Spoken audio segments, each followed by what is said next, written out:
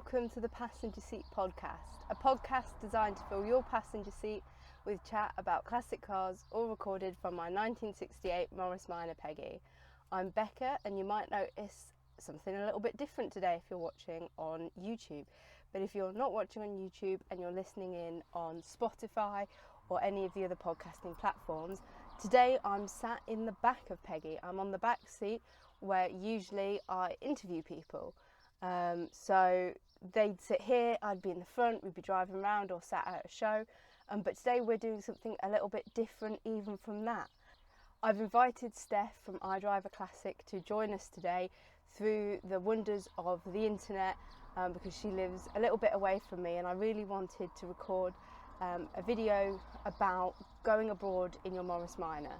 Steph has got years and years of experience of taking her classic cars away to France and other countries with the Minors on Tour, and I'm hoping to this year embark on my very first adventure abroad with Peggy.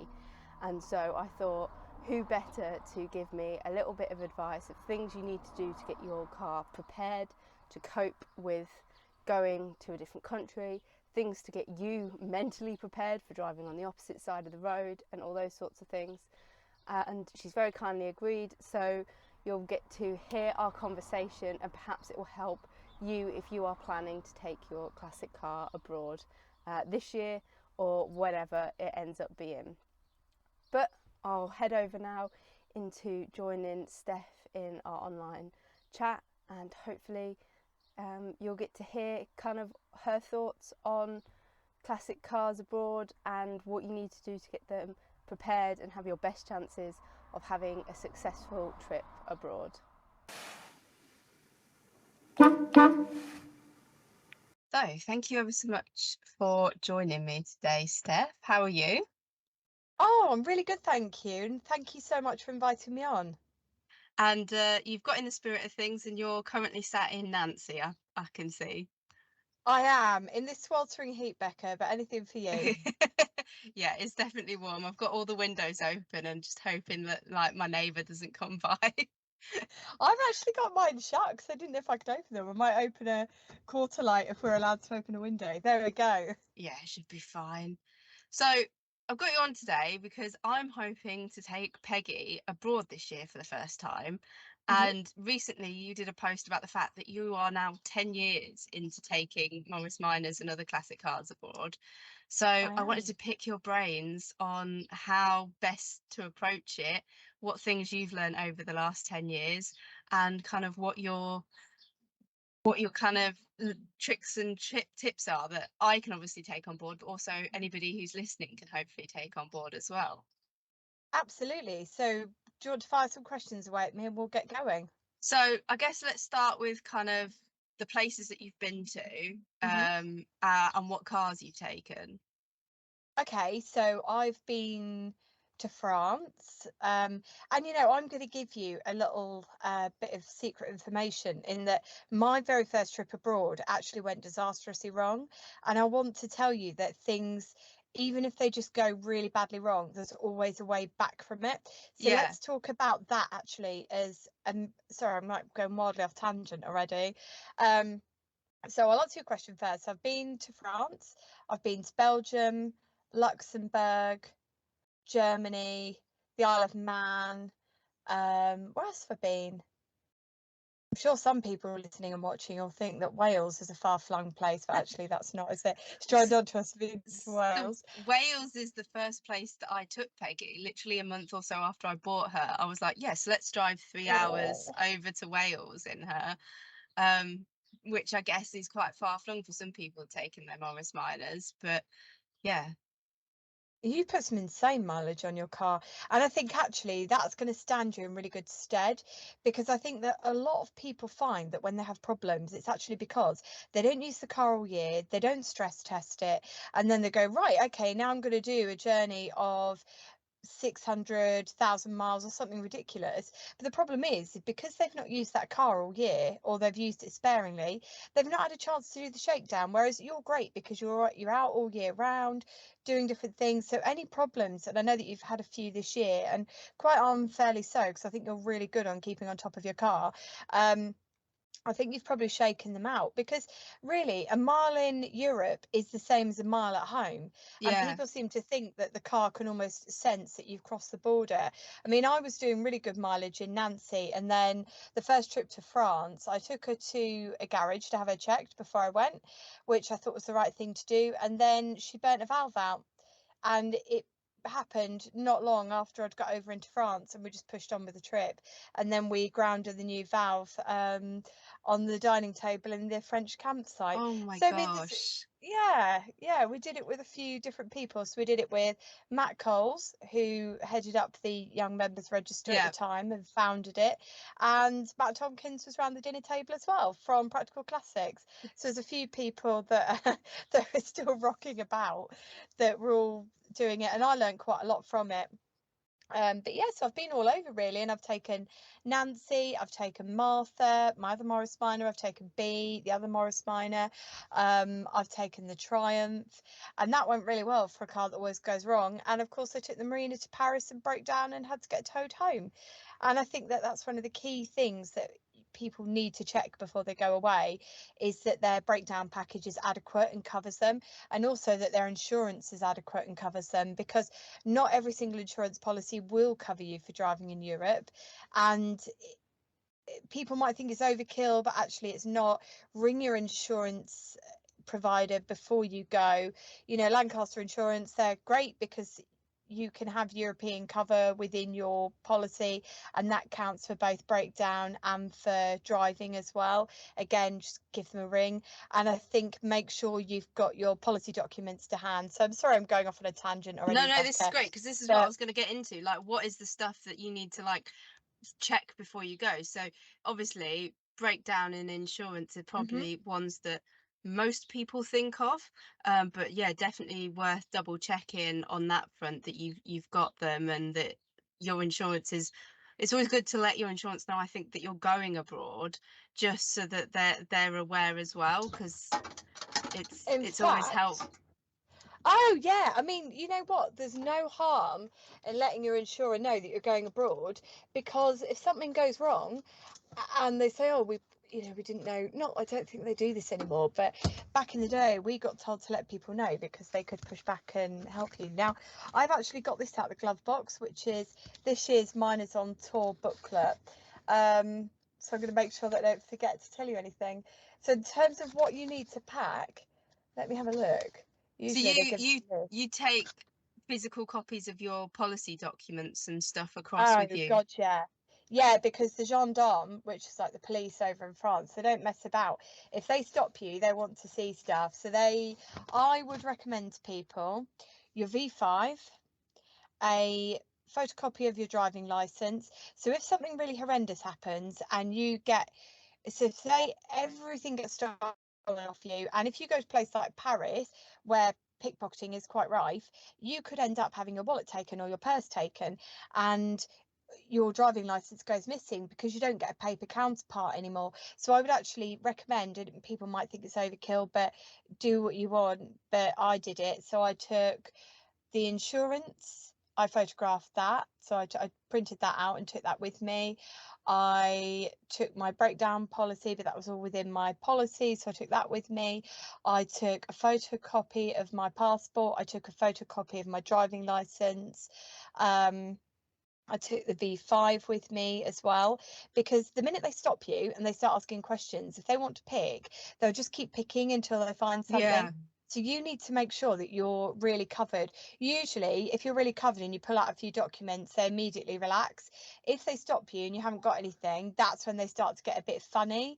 And I've known people stopped for absolutely nothing, taking too long at a péage, which is, some of the roads are essentially like pay as you go, and somebody stopped at a peage for too long and they immediately stop you and they're asking questions. Let's see this document, let's see that document. If you can hand over a clear file with everything in it and they can look through it and they can see it and they're satisfied, they're fine. I'd also take proof of taxation of vehicle and an MOT certificate if you MOT your car. I MOT'd my car, I took it with me.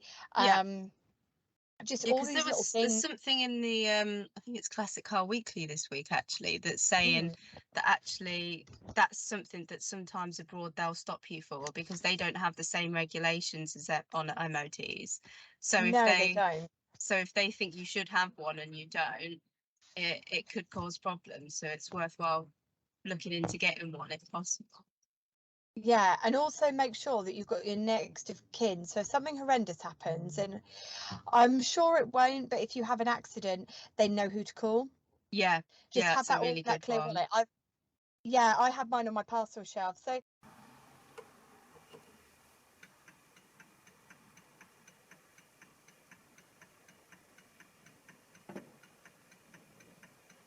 let's talk about some of the compulsory items or slash recommended. I think they're compulsory in France. You need your UK sticker on the back, a warning triangle, and you need to have these to hand in the car, by the way, a full set of light bulbs. And for anybody who's got sealed beams, take 2 sealed beams with you because you never know what might happen. A set of beam deflectors. I of course didn't use beam deflectors, I used the yellow light covers. Yeah, You can use those as well if you want. Reflective jacket or vest, one available for every occupant. That includes children as well. Now, really key bit of information for you, Becca, is if you break down and you have to get out of your car, when exiting your car, make sure that you're wearing your jacket. And the first thing that you should do is set up that triangle at the back of the vehicle. yeah. I know that you already know it, but if we're running through this, let's run through it anyway. No, I think people will have seen me using my triangle a fair few times this year. It's been tested, it's ready. Yeah, I know you know about your triangle. You're really good for it. Not everybody is. Motorist first aid, so you need a first aid kit within the car and a fire extinguisher. Now I know again, in fact I need to say thank you to you because I actually put my fire extinguisher in my car early because you talked about the value of them. Yeah, Hold on, I've got I've got mine just mine. here underneath the driver's seat because that's the other thing is making sure that it's not like hidden in your boot or whatever because No. that'd have been way too long for me if I was digging it out of the boot or Mm. whatever. Well, you inspired me to buy this, so thank you very much. So I've got that. And I've kept it in the car actually because I don't think it's the worst thing that you can do to have it in the car. I've got my jackets and I've got my breakdown kit with the first aid kit inside. I think as it takes up such a small amount of space. And then I've got underneath, I've got all my It's all file paperwork as well. it's all stuff that's probably quite good to carry in the UK, but Oh, people absolutely. aren't expected to, and then don't have it, and so it feels like you have to get this stuff to go abroad, but actually it's useful stuff to have regardless. Yeah, it's really good practice to carry it. I also used something that we haven't talked about, but let's talk about anyway. I used the highest grade petrol at all the petrol pumps as well, Yeah, 98. Um, a couple of people think that I've just been really superstitious about it, but actually I don't want to tempt fate. I don't want to cause any running problems whilst I'm abroad, so I've used that. And that worked really well for me, and I kept at a steady speed of 60 to 65 throughout the entire trip whilst on motorways because I think there's no glorious there in racing to the finish line. yeah, yeah, you get there when you get there. That's the joy of these things, and Yeah. enjoying the journey as well, and taking the breaks and taking it all in as you go along. Oh, absolutely. And you know what? The French service stations are amazing, so don't be too worried. Oh, you know what else I carried? And we haven't talked about it. I carried loo roll and wet wipes because most of the toilets now aren't holes in the floor, but some of them still are, and it can actually make you feel quite grim. So when you come out, if you've got hand sanitizer, wet wipes, and loo roll, you've got yourself Yeah. covered. So they're not on the official packing list, but I certainly pack them on my packing list. Yeah, it's interesting because last week I obviously did the podcast about service stations, and I said, "Oh, it's going to be interesting to see what they're like." I'm hopefully going to the Netherlands, so it'll be interesting that, like, when we meet Ah, up. I think we've got the women's meet after that. We can all sit round and yes. talk toilets at all these different countries, which I'm sure will be fascinating turn of conversation. Oh, I meant to tell you as well, check to see if you need breathalyzers and check the legal limits. Now, I believe in the Netherlands, we're like 0.8, aren't we? And I think the Netherlands is 0.5. Yeah. It's either 0 or 0.5. It's really low.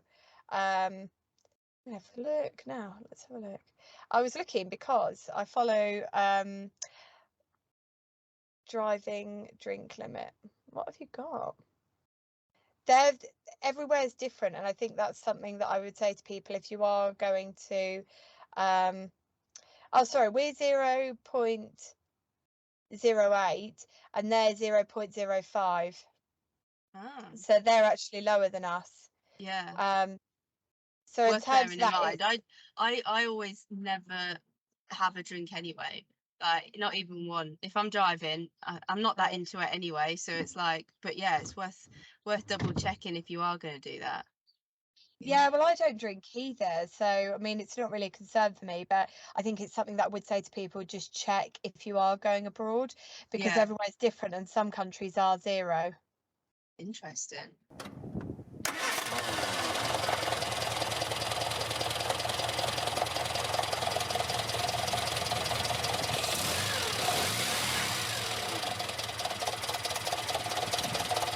Yeah. So that's all the kind of paperworky stuff. Hmm. What did you do on the years that you were more successful Yeah. in the run up to going abroad? Like, so I'm about a month away now. Okay. So what sort of things would you kind of recommend I do?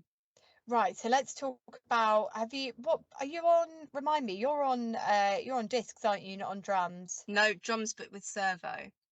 Okay. So make sure you adjust your drums. Yeah, Just check for wear, go through all the cylinders, check all the cylinders. Are you on electronic ignition? I'm not, but I've got a kit to convert it. So I'm planning on doing that before I go, and hopefully, obviously, doing a lot of driving before then just to check that they're all there. All the Yeah. coil issues I've had lately, I'm just gonna fix all of it, hopefully. Yeah, so I changed over to electronic ignition the night before the trip, so that's really sensible, isn't it? But I checked all the brakes before I went. I stress tested the vehicle. So I started doing this 2 months before, but you don't need to worry about stress testing because you're regularly driving. But the month before, I adjusted the brakes. We adjusted the tappets.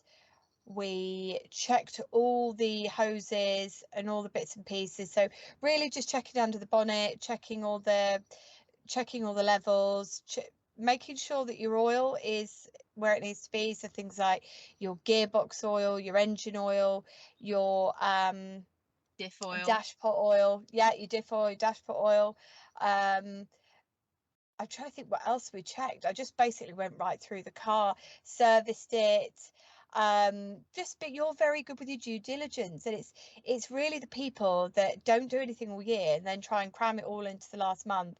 That's when it goes wrong. Really need to be on top of stuff. If you don't drive the car regularly, you need to dust it down 3 months before and start driving and putting some Yeah, miles on and finding out where your weak spots are.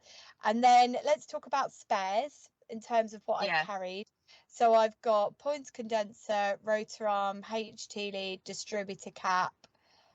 And we had to use one of the HT leads when we were out because we were a bit like, should we? Not HT leads, the spark plugs we used. So I took spark plugs, yeah. and one of the spark plugs looked a bit grimy. So we were like, do you know what? We're just going to change it because it's another 600-700 miles till we get home. So let's just change that.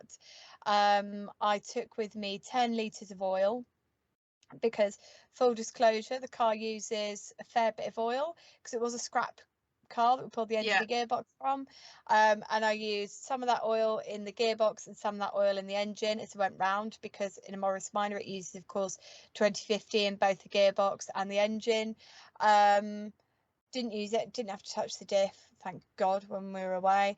What else did I take with me? I took hose clips, hoses, fuses, and a couple of people dipped into my fuses pot actually, so I took quite a few with me. I took an air filter, I took an oil filter, just in case. You probably aren't going to need these things, but just in case, take with you a head gasket kit and a torque wrench.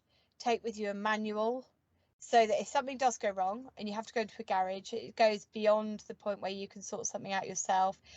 Take that with you because the garage has something to look at, as a point of reference. Yeah, absolutely.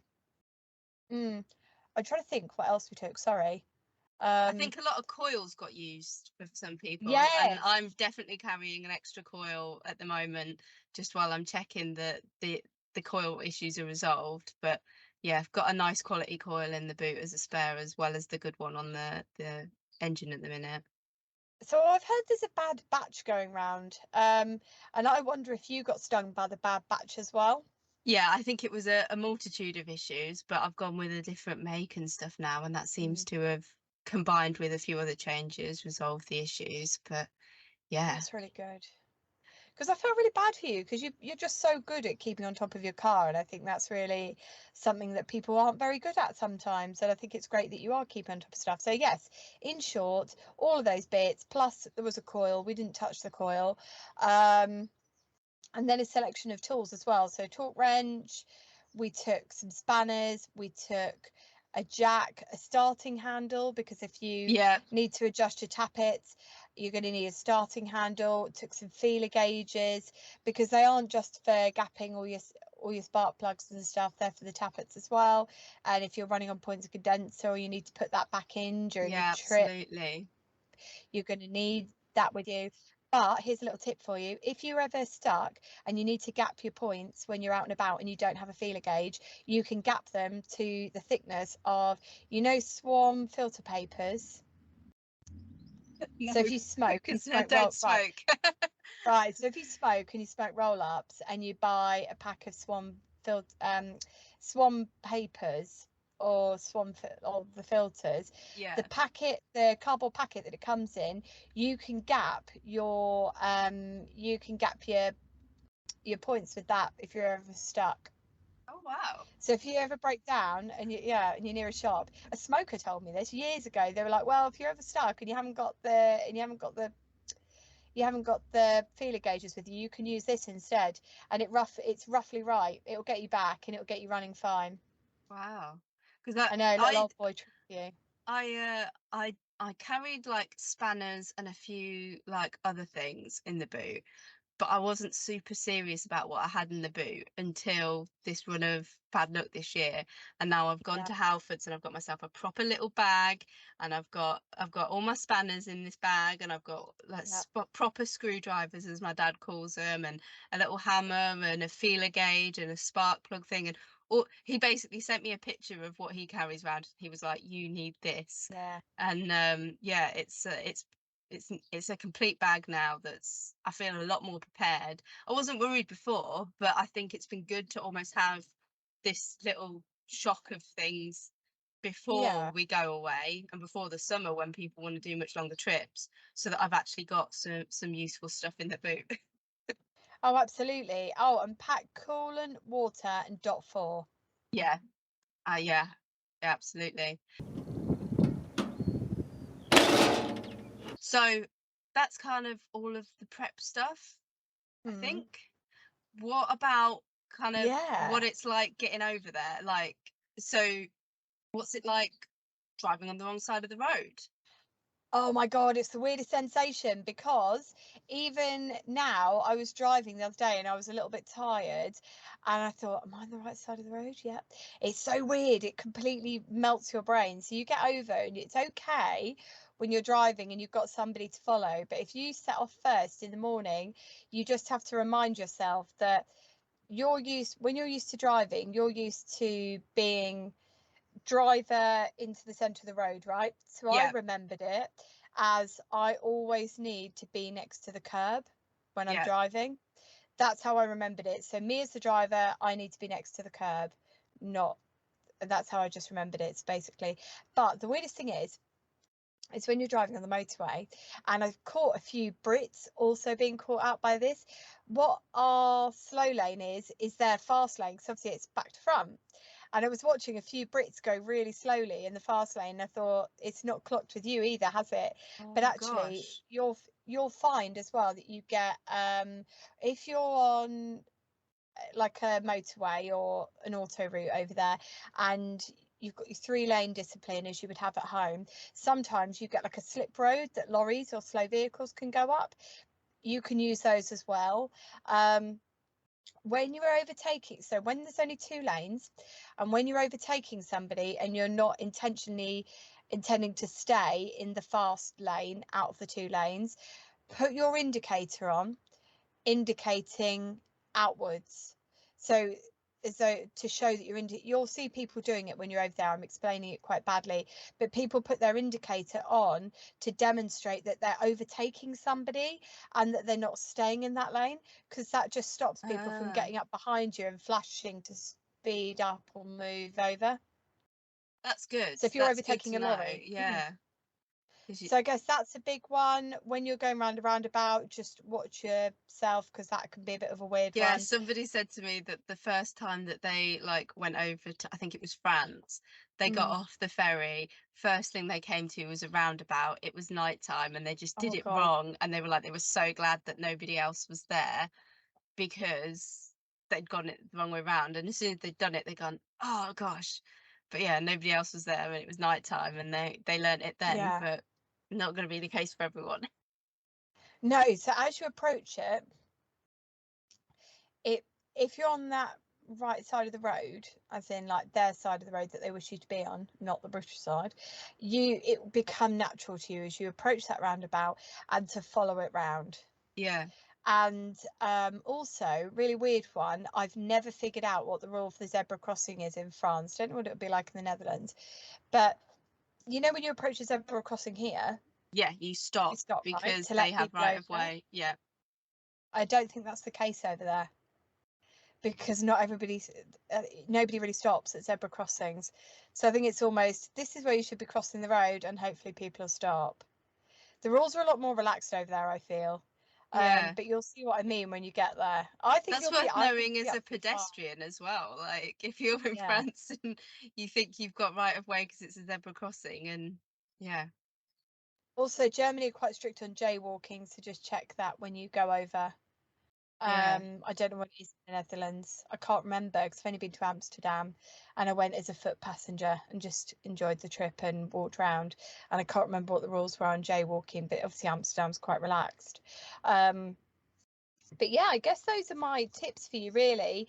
And take lots of breaks, and don't be frightened to check into a motel, hotel, whatever over there, because they're a lot cheaper than what we have over here. Yeah. Yeah. A lot cheaper. And also, if you do find that you're feeling really tired and you need a nap, over here, so in the UK, for anybody watching overseas, they put 2-hour parking restrictions, don't they, on services? They Yeah. don't tend to do that over there. So if you do pull in and you think, I need a 2 to 3 hour nap, take that time. You can get away with it a lot more over there. They don't police the car parks like they do here. That's interesting. Yeah. Yeah. Because I can And sleep also, anywhere. So the back seat of a Morris Minor is perfectly fine for a nap for me. oh yeah, you'll be fine then. And also, when you're approaching services over there, something I think is really good, and I've seen this in Germany and I've seen this in France, I don't know if they do it there, is when you're approaching the services, they tell you when the next services are, but they also tell you the price of fuel, and they tell you what is at that services. So if you just get like a little tree on it, that just means that it's a breakout area and you've got picnic tables and stuff like that, so you can have a picnic. You need a bit more than that on a sign if you're hoping to see some decent toilets. Yeah. That's my advice to you. So if you can hold on and you don't see like a good decent toilet sign on, just keep driving. Worth knowing for sure. Yeah. No Yeah. nature wheeze. No, and also if you get caught by a speed camera over there, they don't send the tickets back. You need to be physically stopped to get that ticket to come home or to get that fine. I'm not sure we'll be advocating for that too much, but I guess it's worth No, knowing. it's good to know. A friend told me. I promise it Yeah. was a friend told me. It's not through personal experience that I found that out.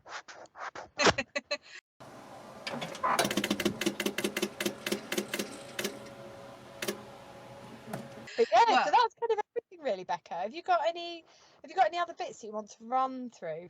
I think just staying on that personal experience, should we have your like worst experience abroad and then your best experience like with a classic car? Yeah, so my worst experience was breaking down in Paris. It was hugely upsetting because it was dark and I was due at the NEC the next day, and the whole experience was just really, really stressful because I'd never broken down abroad and had to get my car taken away and I didn't know what the next steps were.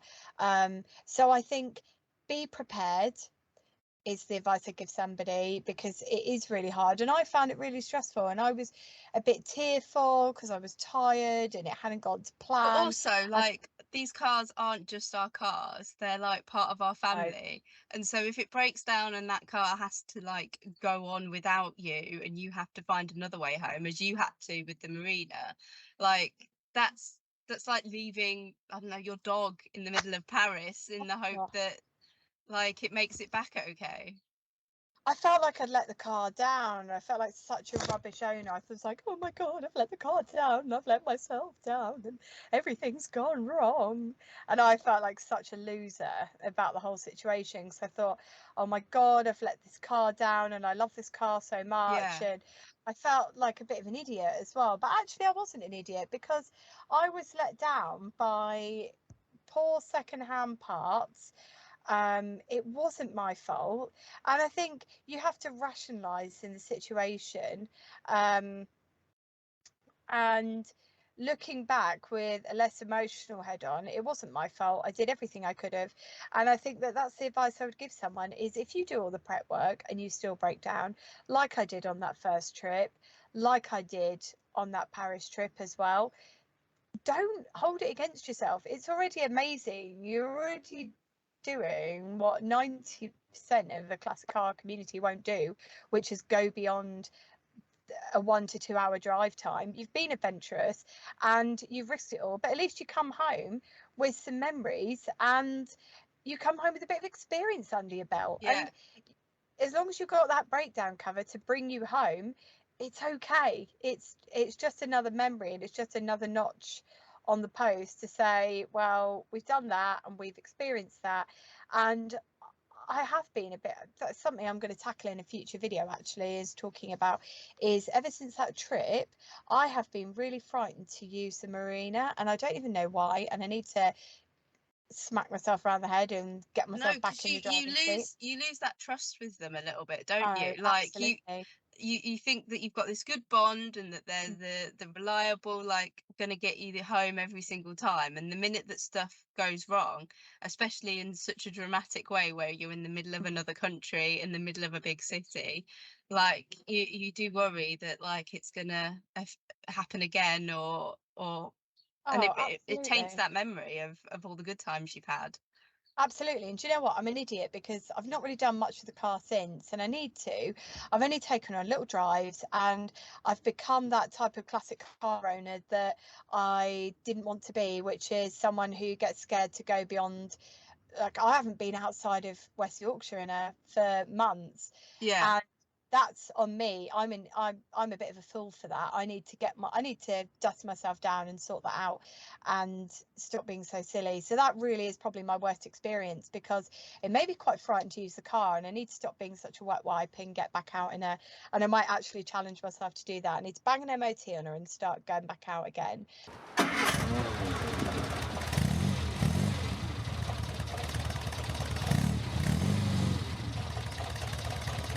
And I guess my best experience was, I don't know, there's two really great experiences. So number one is, of course, taking Nancy abroad this year. So it's our first trip abroad was the disastrous one where we burned through a valve in 2013, and this one was victorious because we got home in 2023, and we did 2,378 miles, I think it was.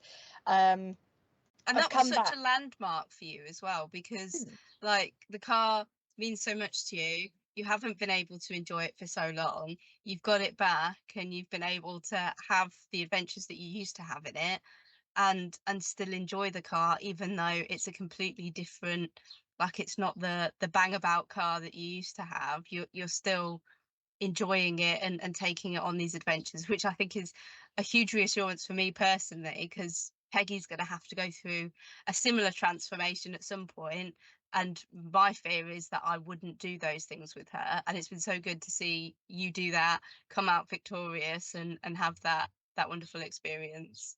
Oh, you've got to, mate. I think the thing that I would say to you is that, and I've spoken to a few other classic car owners that have gone through a restoration period, is when you restore your car, don't take it so far that it's no longer that car. So, you know, I know that you've seen Nancy and you've been so supportive and so sweet about her, but like when you get inside, you'll notice that it's not entirely perfect. And there's things that I have taken out of the old car and put into this car, so it doesn't feel entirely different. So the bonnet hinges are the same, the backlight chrome is the same. So people are like, oh, I've put pitted back on. It's like, well, I didn't want to change everything. And so basically the exterior chrome, most of it is off the old car. It's just the bumpers and the overriders and the windscreen wipers that I changed because they just didn't exist before. The windscreen wipers were black plastic on the old car, and she didn't have bumpers before, so they had to put in. And we're trying to have a look inside. What haven't I changed? Your window is a good one as well. Like you've kept your window with your stickers of all the places and stuff you've been. And if you were making like a concourse car, you wouldn't put that back in. You'd probably keep that in the garage or something as a memento and put a new one in. But you've put that back in, which I think in itself is a nice choice about that. Oh, definitely. But I did the car for me. I think a lot of people, and I'm not critiquing people that do concourse because it's horses for courses, isn't it? But a lot of people, I look at their cars and I think, who have you done the car for? Have you done the car for you, or have you done the car for people at car shows? Because I did my car for me. I took it to a non-standard colour because she's Ford Midnight Blue, and the interior was a gift from a Morris Minor person who's now deceased, Cliff. So anyone who used to use the Morris Minor owner forum will remember Cliff. He was I can't remember what his username was, but he was the second most prolific poster on there, and he passed away a few years ago, and he left this interior for me. And before he died, it was given as a gift because he knew that I was working to restore the car, and he said, oh, you know, I've got this interior, and he kind of just gave it over. So that's gone into the car. So the interior, it's not perfect. It's got couple of nicks in it, and it's got a couple of marks on it, but for me, I didn't want to put in a Newton commercial interior. I didn't want to make it look like a corgi model because they were never perfect from the factory. So what am I doing trying to make it perfect? And you know what, I'm really glad I didn't, because really quickly somebody actually they must have opened their door into the car in a car park, and there's a little scratch on, and I thought, right, there we go, paintwork's not perfect now, we can just crack on and use it and enjoy it. Yeah, absolutely. I've heard many a story Try like not that. to be too precious. So taking Nancy was a big victory for you. What other success story have you got? Because you said you had two. Yeah, the other success story is, so my best friend Joe, we took his car in 2019 and we did everything not according to the book. We ran out of time to get the car ready, and he had this car which was left to him by a relative who was, I can't remember how the connection is. I think it's like a second cousin or something like that. Anyway, they passed away and they left the car to Joe's family, and it was in a lockup. And 6 weeks before the trip, she got ragged out. She hadn't been driven since the 80s, got ragged out. And Joe's dad said, oh, when are you going to France? He was like, oh, next month. What? And, yeah, next month, Dad. So anyway, she got pulled out. Joe's dad did as much work as he needed to get her roadworthy for the trip. And there was like a bit of filler bodged in the bottom of the door. So like cosmetically looked absolutely atrocious, mechanically absolutely amazing. So she like had a new master cylinder that was fitted 2 days before we went. Like it was right down to the wire. Things were being done up to 24 hours before we left. And I rang Joe and I was like, are we ready to go? And he was like, yeah, I'm just doing the master cylinder. I said, yeah, don't we leave in 48 hours? Yeah, it'd be fine.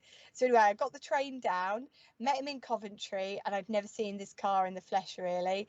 And I was like, oh wow, okay. And we got in, and the fuel gauge still didn't work, so it did mean that we ran out of fuel on the trip, but that was fine. And you know what, we made it round Belgium, France, Luxembourg and Germany, and we did like this massive tour, and we did thousands of miles. And you know what, apart from running out of fuel, we did not have a single problem. We did so well.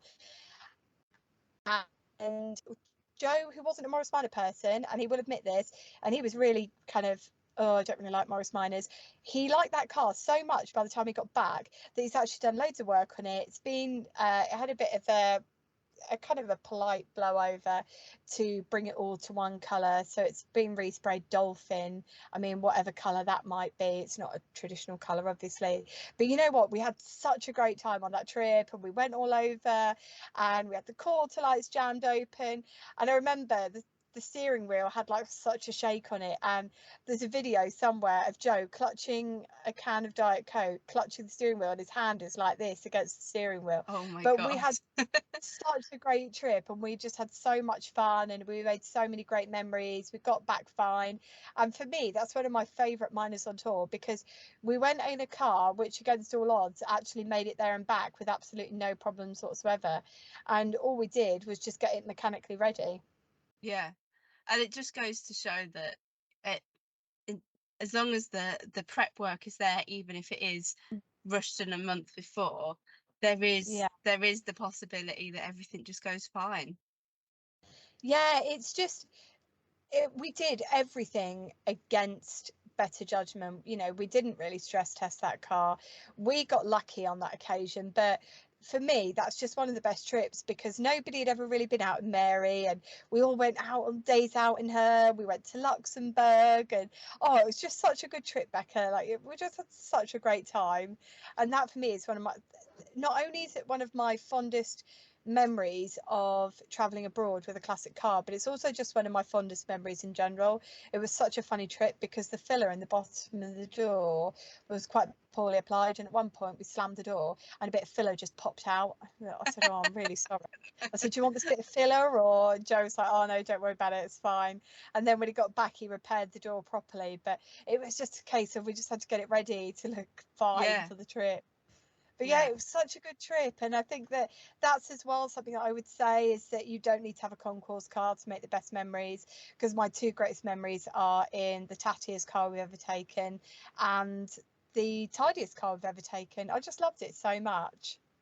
And that thing about it being not just your best memories of a car abroad, but some of your best memories anyway, is Yeah, just so truthful of classic car ownership, because you do make a lot of your memories around these cars and having adventures with them and testing them out and trialing them out and having all oh, of these absolutely. adventures. So that's a great thing, I think, to wrap this up on. Thank you ever so much for all your advice. I'm sure it's going Oh to no, thank you be for your time. so useful for me and also anybody who's listened along. And yeah, thank you for joining us. That's all right, mate. And you know, if you get stuck, you can ring me and I'll give you absolutely terrible advice across the phone. I look forward to it. Although, touch All wood, right, it'll be unnecessary. see you later. See Bye. ya. Bye.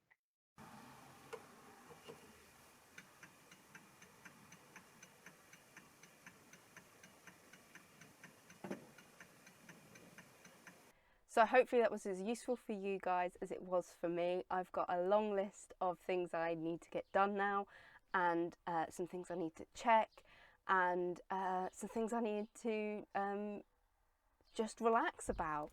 I'm really looking forward to hopefully getting Peggy abroad. It was my kind of goal for this year, before we do the kind of take her off the road and some work. It really was about getting that kind of big adventure out of the way and experiencing a different culture through the familiar surrounds of my classic car. And Steph has really put my mind at rest about that.